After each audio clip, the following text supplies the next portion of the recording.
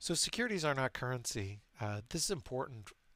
As I mentioned, I kind of really have been interested in securities for a long time, so that's sort of in my blood. But if you are have been really focused on Bitcoin entirely, and sort of the more knowledgeable you are about Bitcoin, the more you might be thinking about the things that make currency good, which are completely different than what makes securities good.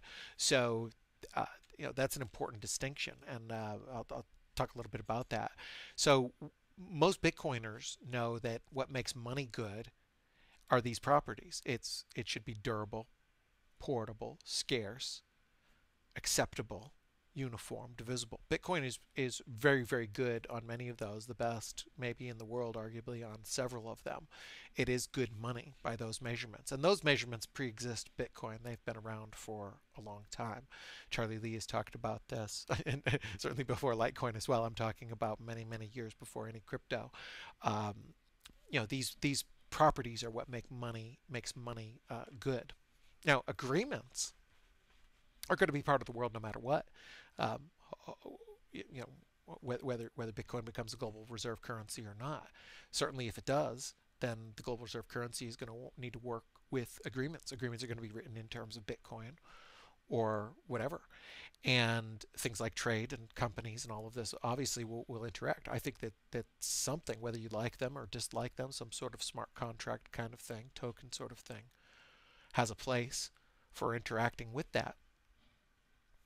And what makes an agreement good are the terms of the agreement. Who's the party in it? If it's a big company that has a lot of resources and the terms are very good, then that has value. If it's enforceable, that has some value. And enforceability in the future will include the chain because chain might be part of it. I think people will judge chains just like they judge jurisdiction risk. If you have a contract and the jurisdiction is Nigeria, that's not as good as a contract where the jurisdiction is Delaware. That's just a fact. The market has figured that into the price, and you may say my chain, Bitcoin, is much stronger than this chain, and that will be figured into the price. There will be interaction, and even if you think the coins are terrible or the chains, all you need is just a tiny market, and you could even have a strong asset put on a weak chain, and the chain may be attacked. And destroyed, and that's pretty much one of the only ways they'll change. And so I think it'll probably gravitate towards a lot of change, but it's going to be really weird and complex and interesting. I think very exciting. Um, so thinking a bit about how Bitcoin interacts with the global economy is important. What is the world going to look like? You're still going to have agreements, and I think that this is important for Bitcoiners and cypherpunks to care about because agreements are a foundation of a free market economy. Voluntary agreements between people. Agreements are good, and they can be part of code, and they're sort of related. The sort of voluntarist concept of sort of the cypherpunk ideal, cypherpunk manifesto, just sort of write code, put it out there. It's very voluntary. You can use it, don't use it. You can run the Bitcoin code or not. It's your responsibility as much as anyone's to maintain and look at and everything else. And so agreements are good. Voluntary agreements are a good thing. And I don't really have a big problem with people doing voluntary agreements for very speculative, risky things. They could buy a speculative, risky cryptocurrency.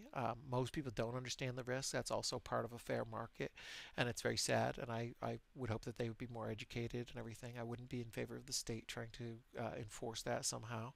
It hasn't worked before. Great education is like what's happening now with a lot of ICOs are down. That is a hard but effective form of education that maybe helps the markets become more healthy. I think the next iteration of tokens will have much better terms. Most ICOs didn't have any terms at all. They were trying to avoid securities laws or something like that. So securities are basically agreements, and they've been governed by law for a long, long time. So we'll talk a little bit about, why that makes sense, what they are, what these agreements are, how, what the first ones are, and how, whether you like the idea of tokenized securities or not, they're probably going to exist. If somebody issued a tokenized security using the Bitcoin blockchain, and it has real world assets in it, it's hard to make an argument of why that token would go to zero. You can't say that the chain will be attacked because I'm talking about something put on Bitcoin. And you can't say that the agreement is no good because if the agreement is enforceable in the world, the same as a paper certificate or a digital certificate that's custodied at a regular place, it's still going to interact. So one way or another, I think it'll be interesting. Crypto will interact with this, and we're going to have atomic swaps and things like that that make it a very, very exciting world. I'll talk a little bit about peer-to-peer exchanges and things, and also what an exciting thing where Bitcoin could be, because it is sort of cryptoized assets, and a lot of it will be associated with crypto early on, and Bitcoin will be on most of these exchanges. That'll be really interesting. It'll be natural that more and more people start pricing real securities in Bitcoin, because I'd prefer US dollar for a lot of securities, and a lot of investors in the US would, but certainly Bitcoin is a bonus for me, and it's a real bonus over pricing it in euro, which I don't prefer, or some currency that I use even less. So having Bitcoin be the currency that people trade back and forth with global securities, because this video series will talk about why securities could be a much more global thing rather than the siloed way it is now. So if Bitcoin can interact with that's a big deal. And I also think it's very cypherpunk. There's a lot of interesting things with the root of the agreements, and ironically, a lot of the laws focus on exchanges where you're sort of acting as a party between different parties. There's not as much governing peer-to-peer, so there's potentially some exciting things, and countries are going to be sort of forced to not forced, but the wave of technology, I think, will motivate countries to work with each other. So countries will work with each other to make systems. You're not if you have 10 major countries that start trading their version of what they call securities, or make legal, or say they're securities with exceptions, whatever. If they allow them to trade, and that becomes a bigger and bigger part of the economy, that will incentivize other countries to jump in and maybe make clarity with their regulations, or make their regulations work in such a way that makes this work. So that's pretty exciting, and Bitcoin would be an important part of working with that in the global economy, because securities are going to be important no matter what.